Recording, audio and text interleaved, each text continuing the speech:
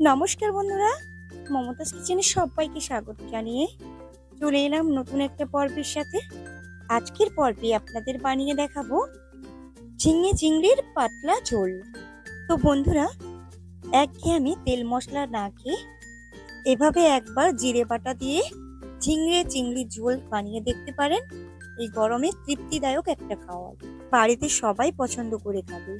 তো রেসিপিটি শুরু করার পূর্বে আপনাদের কাছে অনুরোধ রইল, ভিডিওটা কোথাও না টেনে প্রথম থেকে শেষ পর্যন্ত দেখায়।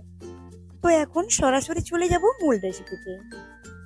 এই গরমে ঝিঙে আলু এবং চিংড়ি মাছ দিয়ে ঝোল, পাতলা ঝোল বানিয়ে নেওয়ার জন্য এখানে দেখুন দুটো আলু নিয়েছি, আর এখানে 500 গ্রাম নিয়েছি ঝিঙে। আর এইগুলোকে আমরা পটলাই ঝিঙে বলে চিনি। আপনারা কি নামে চেনেন অবশ্যই কমেন্টের মাধ্যমে জানাবেন। তো এখন এই ঝিঙে এবং আলুটাকে খুব ভালোভাবে কেটে নেব। প্রথমে ঝিঙের খোসা ছাড়িয়ে নিচ্ছি। তো দেখুন এই ঝিঙেগুলো কিন্তু খুবই নরম হয় আর খেতেও কিন্তু খুব ভালো হয়। বড় ঝিঙে চাইতে এই ঝিঙেগুলো খেতে খুব সুন্দর হয়, আপনারা দেখতে পারেন বানিয়ে, খুবই মিষ্টি হয়। তো এভাবে আমি পুরো ঝিঙের খোসা ছাড়িয়ে নিচ্ছি। এভাবে সবগুলো ঝিঙে খোসা ছাড়িয়ে নেব আর টুকরো করে কেটে নেব। পুরো ঝিঙের খোসা আমি খুব ভালোভাবে ছাড়িয়ে নিয়েছি। অল্প একটু রেগে রয়েছে, তাতে কোনো অসুবিধে নেই। আমি একটা পাত্রে করে রেখে দিচ্ছি। এভাবে সবগুলো ঝিঙের খোসা ছাড়িয়ে এভাবে রেখে দিচ্ছি। তো ঝিঙে এবং আলুটাকে খুব ভালোভাবে টুকরো করে নিয়েছি আর পরিষ্কার করেও জল দিয়ে ধুয়ে নিয়েছি। তো এখন এটাকে সাইডে সরিয়ে রেখে দিচ্ছি। এরপরে দেখুন এখানে আমি 400 গ্রাম চিংড়ি মাছ নিয়েছি। এর মধ্যে কিছু উপকরণ মিশিয়ে নেব। প্রথমেই দিয়ে দিচ্ছি স্বাদ অনুযায়ী লবণ,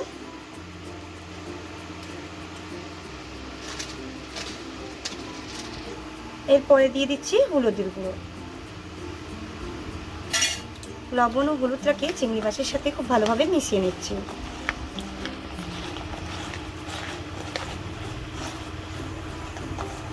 তো দেখুন খুব ভালোভাবে মিশিয়ে নিয়েছি। এখন 10 মিনিটের জন্য রেস্টে রেখে দেবো। এখানে দেখুন 1 চামচ গোটা জিরে নিয়েছি, এটাকে আমি শিলপাটাতে বেটে নেব। তো মশলাটা বেটে নেওয়ার পর এখন একটা কড়া উনুনে বসিয়ে দিয়েছি। এখন কড়াটাকে গরম করে নিয়েছি। এই পর্যায়ে দিয়ে দিচ্ছি সর্ষের তেল। এই রান্নাটা কিন্তু আমি পুরোটাই সর্ষের তেলে করব। তেলটা গরম হলে চিংড়িগুলোকে ভেজে নেব। তেলটাকে খুব ভালো করে গরম করে নিয়েছি। এই পর্যায়ে চিংড়িগুলোকে ওই তেলের মধ্যে দিয়ে দিচ্ছি। তো বন্ধুরা, এখানে আমি চিংড়িগুলো কিন্তু খোসা ছাড়াইনি। চিংড়িগুলোকে ভাজার পর আমি খোসাগুলোকে ছাড়িয়ে নেব। আর যদি খোসা ছাড়িয়ে ভাজতাম তাহলে চিংড়িগুলো রেসিপিতে দেওয়ার সাথে সাথে কিন্তু শক্ত হয়ে যেত, রাবারি টাইপের হয়ে যেত, খেতে ভালো লাগতো না।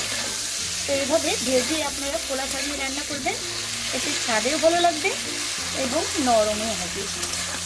তো এইভাবে নাড়িয়ে চাড়িয়ে খুব একটা বেশি করে ভাজবো না, অল্প করে ভেজে তুলে নেব। তো দেখুন চিংড়িগুলোকে উল্টে পাল্টে লালচে করে ভেজে নিয়েছি। এখন তুলে নিচ্ছি অন্য একটা পাত্রতে।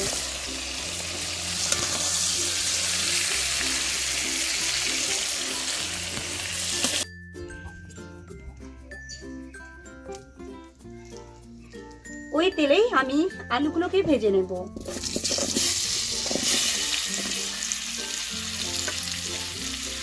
আলুর মধ্যে দিয়ে দেব কিছুটা পরিমাণ লবণ। এখন নাড়িয়ে চাড়িয়ে আলুগুলোকে লালচে করে ভেজে নেব।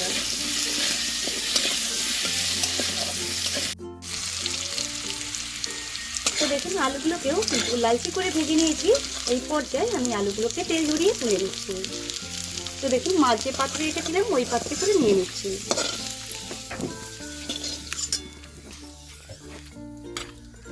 আর বাকি যেটুকু তেল আছে ওই তেলের মধ্যে দিয়ে দিচ্ছি আগে থেকে কেটে রাখা ঝিঙে। দিয়ে দেবো খুবই সামান্য লবণ। এখন কিন্তু হলুদ দিচ্ছি না, হলুদ দিলে কিন্তু রান্নার কালার চেঞ্জ হয়ে যাবে, ঝিঙেগুলো সবুজ লাগবে না দেখতে। এভাবে নাড়িয়ে চাড়িয়ে ভেজে নিচ্ছি। তো যতক্ষণ এই ঝিঙেগুলো ভাজা হচ্ছে ততক্ষণ এই চিংড়িগুলোর খোসা ছাড়িয়ে নেব। তো দেখুন, যেহেতু ভাজা চিংড়ি খোসা ছাড়াতে কোনো অসুবিধে হচ্ছে না, খুব সহজে চিংড়ির খোসাগুলো ছাড়িয়ে দিচ্ছি। তো ধরুন ন্যাজের দিকে কিছুটা অংশ রেখে দিয়েছি দেখতে ভালো লাগার জন্য। আপনারা যদি পারেন এই ন্যাজটাকেও কেটে নিতে পারেন। মাথারও খোসা ছাড়াচ্ছি না, মাথার খোসাটাও রেখে দিচ্ছি। এভাবে আমি প্রতিটা চিংড়ি মাছ খোসা ছাড়িয়ে নিচ্ছি।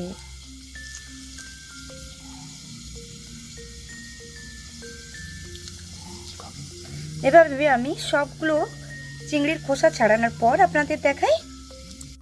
তো দেখুন প্রতিটা চিংড়ি মাছের খোসা ছাড়িয়ে নিয়েছি। আর ওইদিকে কিন্তু ঝিঙেগুলো আমার ভাজা হয়ে গেছে, আমি এখন নামিয়ে নেব। তো দেখুন ঝিঙেগুলো এখন নামিয়ে নিচ্ছি। ওই যেই পাত্রে আমি আলু চিংড়ি ভেজে রেখেছিলাম ওই পাত্রে করে তুলে দিচ্ছি।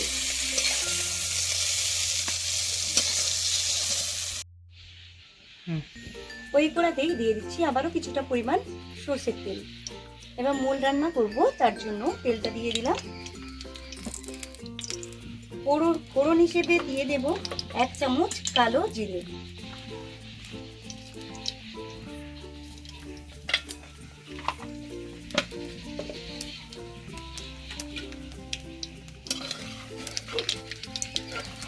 ফোড়নটা হালকা ভাজা গন্ধ উঠে গেছে, ঠিক এই পর্যায়ে দিয়ে দিচ্ছি আগে থেকে কেটে রাখা কাঁচা লঙ্কা এবং পেঁয়াজ। একটা বড় সাইজের পেঁয়াজ কুচিয়ে দিয়ে দিয়েছি। এখন নাড়িয়ে চাড়িয়ে পেঁয়াজগুলোকে একটু ভাজা ভাজা মতো করে নেব।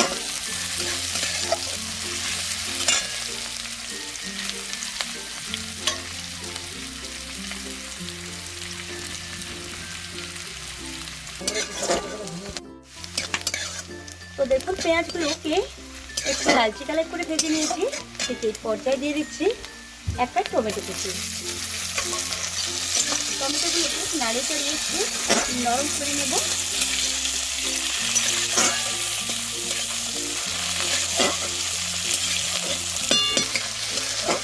তো দেখুন টমেটোগুলো কিন্তু অনেকটাই নরম হয়ে গেছে, একটু দেখে বুঝতে পারছি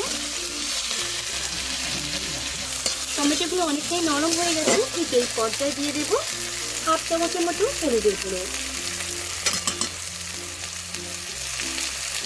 দিয়ে দেবো এই ছোটো চামচের 1 চামচ ধনের গুঁড়ো। এই সব উপকরণগুলো খুব ভালোভাবে মিশিয়ে নিচ্ছি আবারও।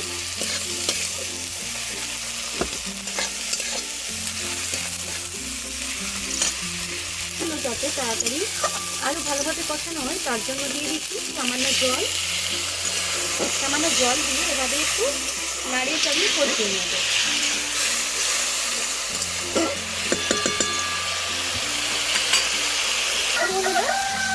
জল দিয়ে আবারও মশলাটাকে খুব ভালোভাবে কষিয়ে নিয়েছি। ঠিক এই পর্যায়ে দিয়ে দিচ্ছি 1 চামচ জিরের বাটা। এখন জিরে বাটাটাকে খুব ভালোভাবে কষিয়ে নেব। তো দেখুন খুব ভালোভাবে কষিয়ে নিয়েছি। ঠিক এই পর্যায়ে দিয়ে দিচ্ছি আগে থেকে ভেজে রাখা চিংড়ি, আলু এবং ঝিঙে।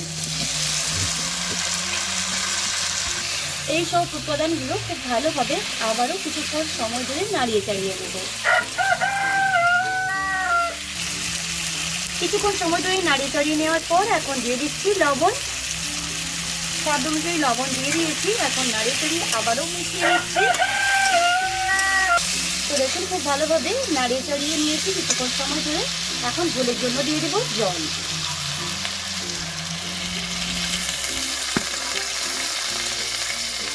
আর একটু পরিমাণ জল দিয়ে দেবো।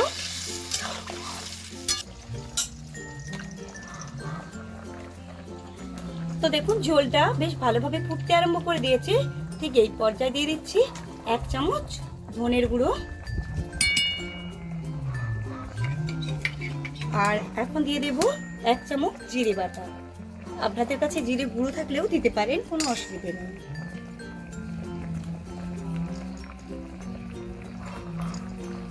তো এইসব উপকরণগুলো দেওয়ার পর আবারও খুব ভালোভাবে মিশিয়ে নিচ্ছি। আর খুব ভালোভাবে আবারও 5 মিনিটের জন্য এভাবে ফুটিয়ে নেব ঝোলটা। তো দেখুন কালারটা দেখুন কতটা সুন্দর এসেছে। গরমে এভাবে আপনারা ঝোল বানিয়ে দেখতে পারেন, খেতেও যেমন ভালো হয় তেমন বয়স্ক থেকে ছোটরাও কিন্তু খেতে খুবই ভালোবাসবে। নিমেষের মধ্যে এক থালা ভাত শেষ হয়ে যাবে, আপনারা বুঝতেও পারবেন না। তো আজকের রেসিপিটি যদি আপনাদের পছন্দ হয় লাইক করতেও কিন্তু ভুলবেন না। আর যে বন্ধু আমার চ্যানেলে নতুন এসে এই ভিডিওটি দেখছেন প্লিজ আমার চ্যানেলটিতে সাবস্ক্রাইব করার অনুরোধ রইল। আর পাশে থাকা বেলটি অবশ্যই প্রেস করবেন, তাহলে আমার যে নতুন ভিডিওগুলো ছাড়ার সাথে সাথে আপনাদের ফোনে নোটিফিকেশন অবশ্যই পৌঁছে যাবে। তো দেখুন আবারও 5 মিনিটের মতো ফোটানোর পর আপনাদের দেখাচ্ছি ঝোলের কালারটা কেমন হয় এবং ঝোলটাও কেমন হয়। তো দেখুন বন্ধুরা, আবারও 5 মিনিট ধরে ঝোলটাকে খুব ভালোভাবে ফুটিয়ে নিয়েছি। এখন পুরো দেখুন খাওয়ার জন্য রেডি, গরম গরম ঝিঙে আলু চিংড়ি দিয়ে ঝোল। আজকে রেসিপিটি ভালো লাগলে লাইক করার অনুরোধ রইল। তো একটা পাত্রে করে নামিয়ে নিয়ে আপনাদের দেখাচ্ছি